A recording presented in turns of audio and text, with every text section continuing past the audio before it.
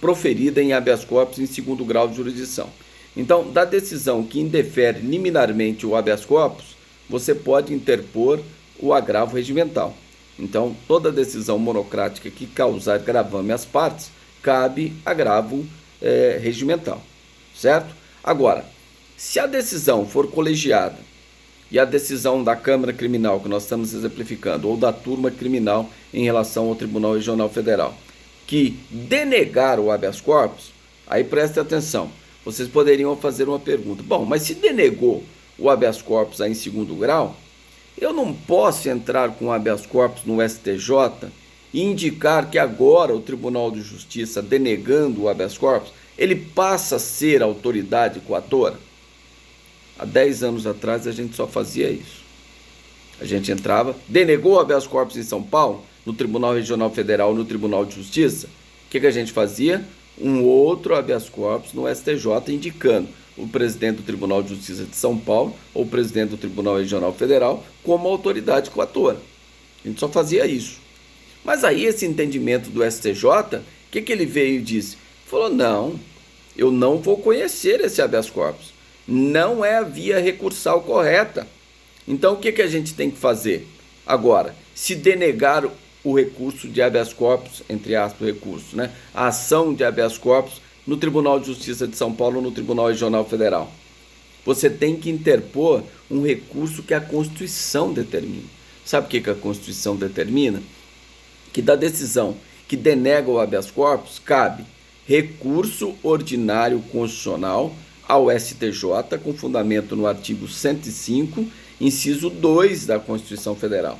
Recurso ordinário constitucional ao STJ. Então, se denegou o habeas corpus, você não pode propor outro habeas corpus. Você deve propor um recurso ordinário constitucional ao STJ.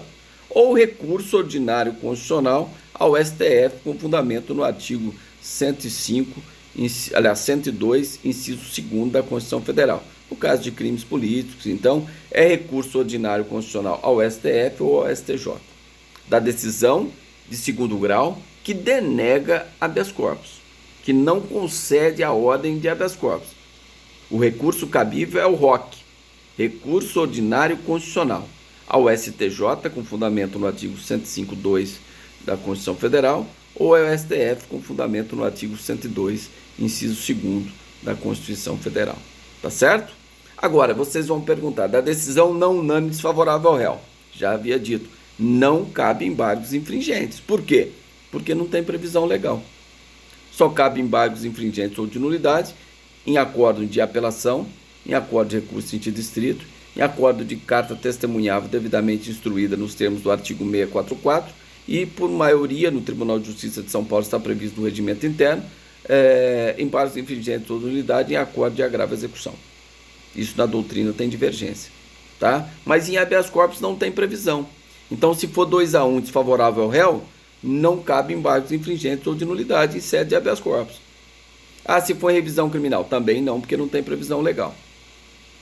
Tá? Então, se for 2-1 desfavorável ao réu, denegou o habeas corpus. O que você tem que fazer? Recurso ordinário constitucional ao STJ ou recurso ordinário constitucional ao STF, no caso de crime político. Tá certo?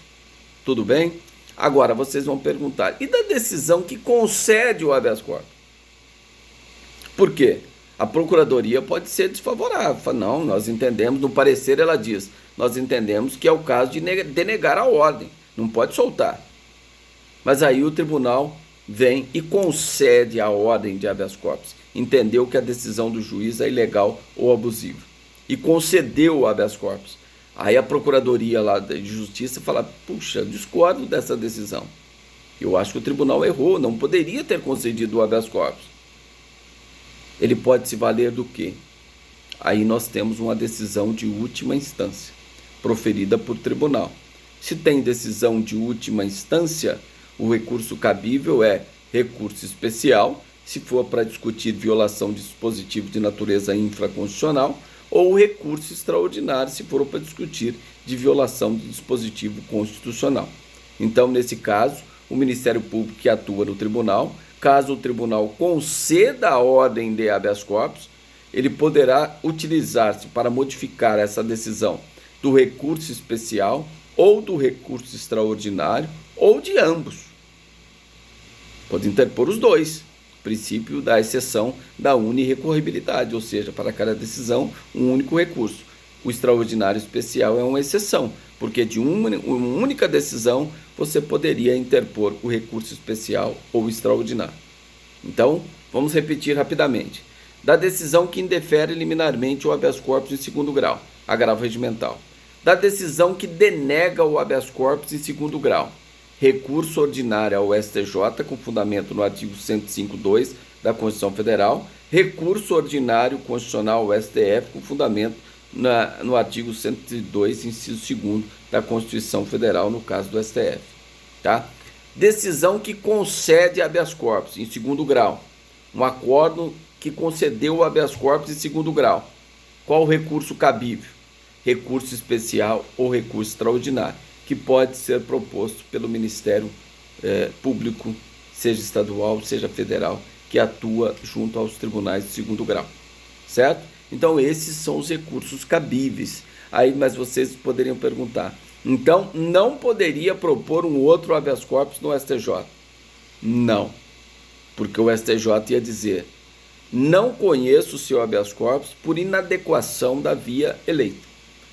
Você deveria ter entrado com recurso ordinário constitucional. Ah, mas por que o STJ fez isso? Porque imagina vocês se é um jogador de futebol que teve o habeas corpus denegado perante o Tribunal de Justiça ou Tribunal Regional Federal. Qualquer pessoa poderia interpor um recurso lá no STJ em favor do jogador de futebol, não poderia? Ou do presidente da República, se fosse um ex-presidente da República, qualquer pessoa poderia, né? Ou qualquer cidadão normal. Estou dizendo assim, onde há uma comoção maior, onde o sujeito tem vários fãs, né? Que poderia interpor esse habeas corpus no STJ. Então o STJ está pensando, não, nós não podemos admitir isso. Vamos exigir que se cumpra a lei, porque aí vai diminuir a quantidade de habeas corpus. Então, nesse caso, se é um jogador de futebol que teve o habeas corpus denegado em segundo grau, quem que poderia propor o recurso para ele lá no STJ? Recurso ordinário constitucional. Só o advogado, tem que ter capacidade postulatória, o prazo é de 5 dias, tem que ter a procuração e os demais documentos para instruir o recurso ordinário constitucional. Entenderam a jogada do STJ? Qual foi? Diminuir a quantidade de habeas corpus. Se você exige que o recurso que a Constituição fala que cabe da decisão que denega o habeas corpus é o recurso ordinário constitucional ao STJ, então se você entra com outro habeas corpus, você está utilizando o habeas corpus como sucedâneo de recurso. Então o STJ não vai admitir. Ah, mas em determinada situação, quando a ilegalidade for manifesta, eu posso tentar fazer isso? Pode. Isso não significa que o STJ vai conhecer o seu habeas corpus. Tá? Mas ele pode não conhecer, mas verificar que a ilegalidade ela é manifesta e conceder a ordem de ofício. Você pode tentar fazer isso, tá? Mas você pode deparar com essa situação, onde o STJ não conhece o habeas corpus. E ponto final. Ou talvez ele não conheça e, diante da ilegalidade manifesta, ele conceda um habeas corpus de ofício. Por isso que, às vezes, em situações excepcionais, você poderia tentar. Garante o recurso ordinário constitucional no prazo de 5 dias, propõe o recurso ordinário constitucional e tenta um habeas corpus no STJ. Que ele pode ser conhecido ou não. Caso não seja conhecida a ilegalidade por manifesto, o STJ pode conceder a ordem de habeas corpus de ofício. Certo? Então é importante saber que vocês têm o habeas corpus sempre é uma carta na manga, que você, em situações excepcionais, você poderá utilizar. E aí vou falar do pedido de liminar em habeas corpus para a gente encerrando essas questões.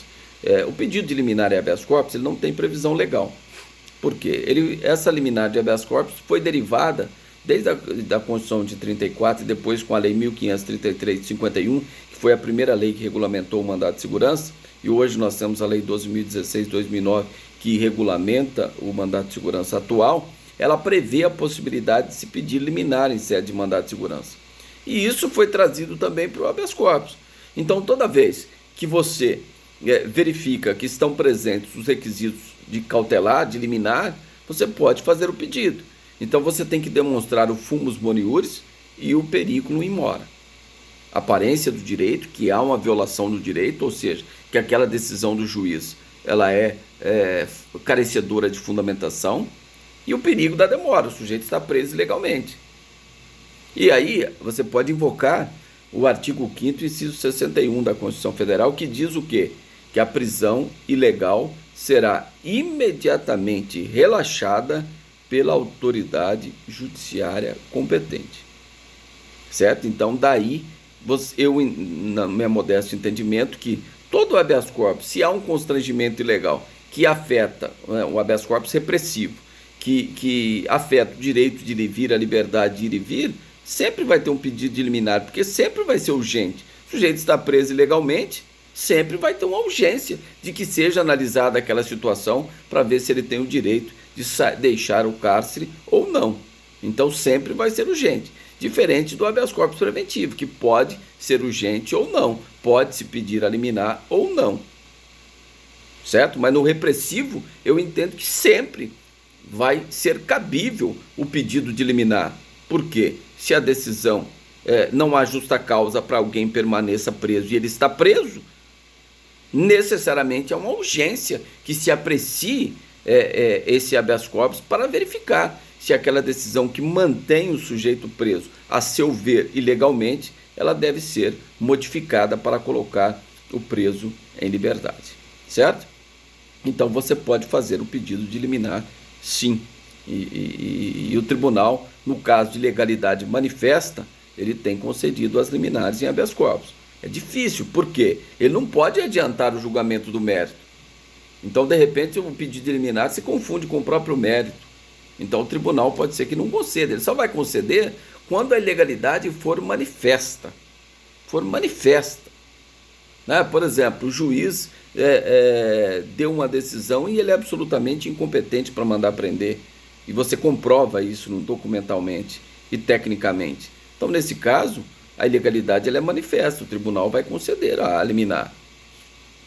Certo? Mas caso contrário, ele deixa para apreciar no mérito, porque em fase de cognição sumária, ele entende que não é possível apreciar para poder conceder uma liminar. Ele reserva para analisar as questões no mérito e não concede a liminar. Então, 99% dos habeas corpus indefere o pedido de liminar, tendo em vista que nessa cognição preliminar não é possível se aferir a ilegalidade de plano da presente decisão que ora se debate. Então, 99% dos habeas corpus é essa decisão. As questões serão melhores apreciadas quando do julgamento do mérito, após informações da autoridade apontada como coatora, bem como o parecer da Procuradoria-Geral de Justiça. O colegiado irá melhor analisar as questões que aqui foram colocadas.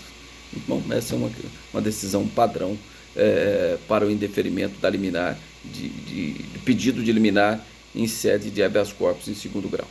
Certo? E para a gente encerrar, eu vou falar de uma questão, de uma súmula, que é interessante também, que ela é aplicada também por simetria.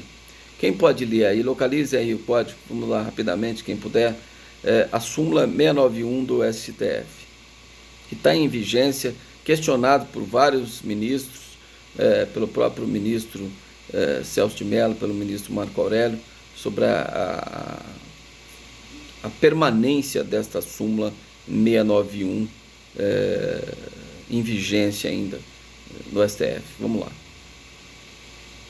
Quem localizou pode ler, por favor.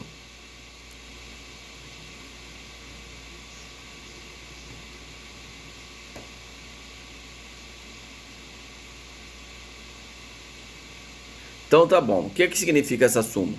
Que não compete ao Supremo Tribunal Federal julgamento de habeas corpus proposto contra indeferimento de liminar em habeas corpus do Tribunal Superior.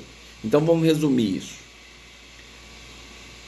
Você entra com habeas corpus lá no STJ. Vamos imaginar que você deu um caráter excepcional, você entrou com recurso ordinário constitucional, mas entrou com habeas corpus para ver se concede um liminar. E aí caiu lá no STJ esse habeas corpus. O STJ indeferiu a liminar. Você entende, olha, mas indeferiu a liminar, mas eu entendo que há uma ilegalidade aqui. Eu vou entrar com habeas corpus no STF. Aí o STF vai dizer, olha, eu não admito o seu habeas corpus com fundamento na súmula 691. Por quê? Você teria que esperar julgar o mérito do habeas corpus no STJ para depois ir no STF e tentar, com o habeas corpus, conseguir a modificação daquela decisão.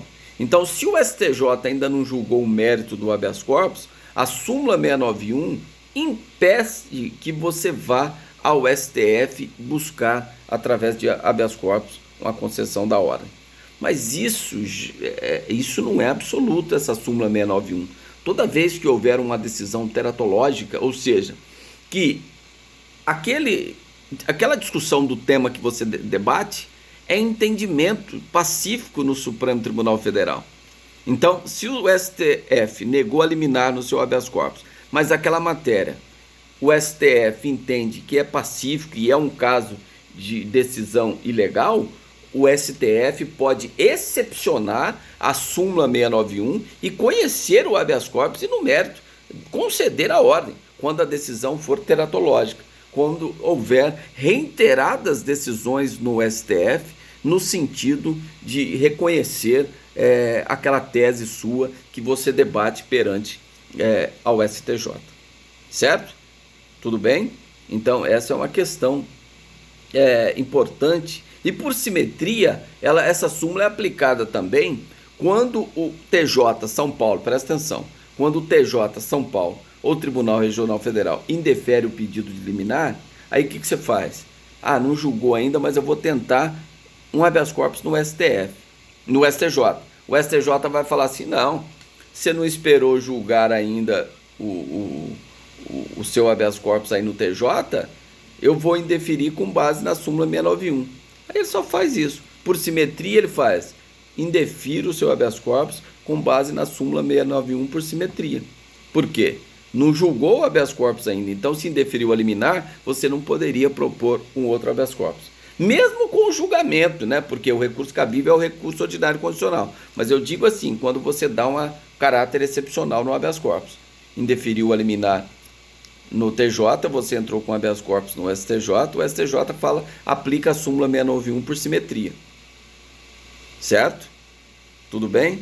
Então, quando uma decisão for teratológica, é possível sim a superação dessa súmula 691 sob pena de negativa da prestação jurisdicional. E vocês verificam isso aí, principalmente nesses casos de repercussão, crimes do colarinho branco aí, corrupção, essa operação Lava Jato, e que, vez ou outra, o STJ nega o pedido de liminar um habeas corpus, o sujeito corre lá no STF e um relator vai e concede a liminar em sede de habeas corpus. Ou seja, superou a súmula 691.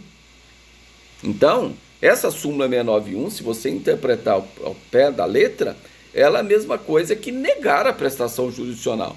Por quê? Se o STJ entende que não é o caso de dar liminar, e você discorda, entende que a prisão é ilegal, até julgar o mérito, então essa prisão permaneceria ilegal. Então, você não poderia, a súmula, evitar que você levasse essa questão ao conhecimento do STF. Por quê? A Constituição diz que a prisão ilegal será imediatamente relaxada pela autoridade judiciária competente. Artigo 5º, inciso 61 da Constituição Federal. Certo? Tudo bem? Pessoal, perguntas sobre habeas corpus? Nós praticamente foram, acho que 6 ou 8 aulas sobre habeas corpus, né? Procurei passar para vocês a maior quantidade de informação possível sobre habeas corpus, mas abro aqui franquio a palavra a vocês para ver se alguém tem alguma pergunta, alguma dúvida sobre habeas corpus na parte teórica do que nós tratamos até agora. Pois não.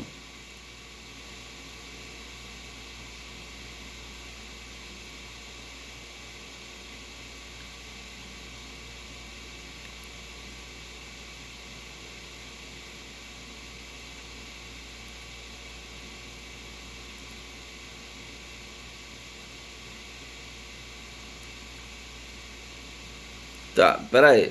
Primeiro lugar, o recurso cabível dessa decisão de primeiro grau que denegou habeas corpus é rese. Eu falei que você pode ir no TJ com outro habeas corpus dando um caráter excepcional. Entendido? Até isso aí tem que ficar claro.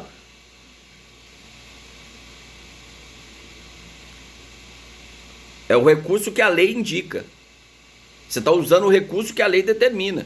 Porque se você vai só com habeas corpus lá no TJ, o TJ fala, não, mas espera aí, você não pode utilizar o habeas corpus como sedã de recurso. Você tinha que ter utilizado o rese. Você não utilizou, eu não vou conhecer o seu habeas corpus. Ponto final.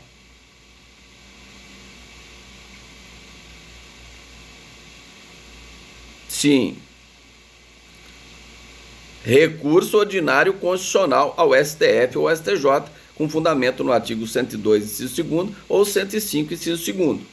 Recurso ordinário constitucional. Certo? Agora, da decisão que concede, aí o Ministério Público pode entrar com recurso especial, extraordinário ou ambos. Certo? Aí lá no STJ vai ser julgado o recurso ordinário constitucional. É como se fosse um novo habeas corpus, só que tem outro nome. Ele é chamado recurso ordinário constitucional. Tem que ter capacidade postulatória, tem um prazo de 5 dias para você interpor, você tem que juntar a procuração, juntar todos os documentos que instruem. Tudo isso para quê? Para diminuir a quantidade de habeas corpus. E ainda assim, salvo engano, em 2019 foram 38 mil habeas corpus no STF e 36 mil no STJ.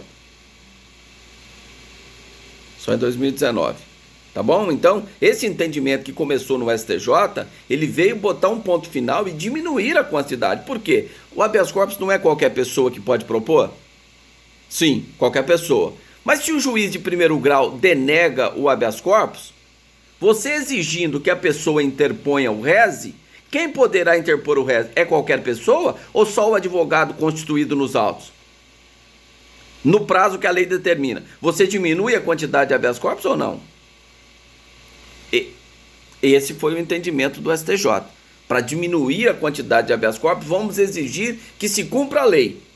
O habeas corpus, eles entenderam assim, que o habeas corpus estava banalizado. Qualquer coisa, habeas corpus, habeas corpus. Não, peraí. Vamos ver o que diz a lei. A lei fala que nesse caso, se o juiz de primeiro grau conceder ou denegar o habeas corpus, a lei diz que cabe rese. Então vamos exigir o rese a partir de agora. Aí os tribunais de segundo grau também começaram a exigir o rese. Mas há 10 anos atrás, eu nunca tinha feito um rese para a decisão do juiz de primeiro grau que denegava um habeas corpus contra ato de delegado. Nunca tinha feito. Mas agora nós precisamos fazer. Por quê? Esse foi o entendimento que começou no STJ, foi no STF, depois veio para os tribunais de apelação.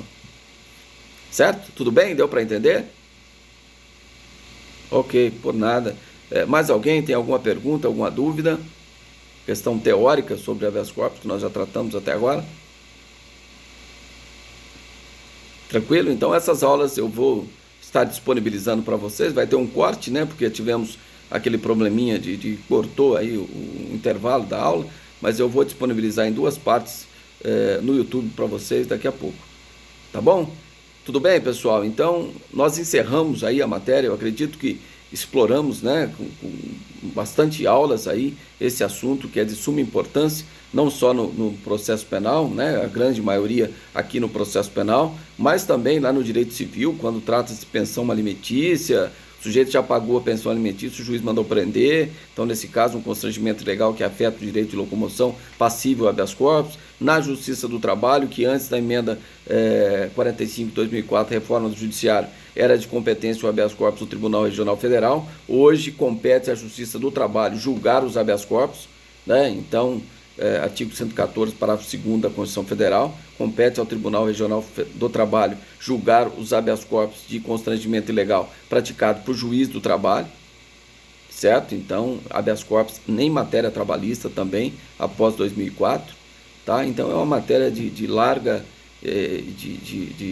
utilização, não só no direito penal, como em outros ramos também do direito, tal como exemplificado, certo?